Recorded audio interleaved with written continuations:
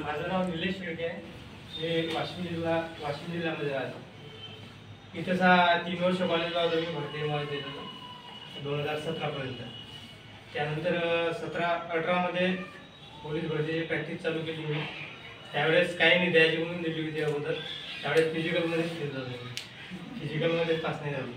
त्यानंतर समजलं, नंतर 19ची जी एक्झाम होती पोलीस भरती, त्यावेळेस पेपर अगोदर होता. पेपरमध्ये 2 मार्कांना क्वालिफाय नाही झालो. म्हणजे दोन्ही अनुभव आला, पेपरचा आणि फिजिकलचा पण. नंतर समजलं की फिजिकल बी चांगलं पाहिजे आणि पेपर पण चांगला पाहिजे.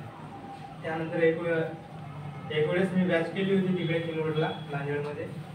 तर तिथं सर्व मराठी व्याकरण अगोदर काही समजत नव्हतं. मराठी हातात घेतले की असं ते इंग्लिशपेक्षाही भारी वाटायचं अगोदर. काय कुणीकडे संधी असते, कुणीकडे काय असते, काही समजत नाही. त्यानंतर मग थोडं कव्हर झालं. त्यानंतर मधात मी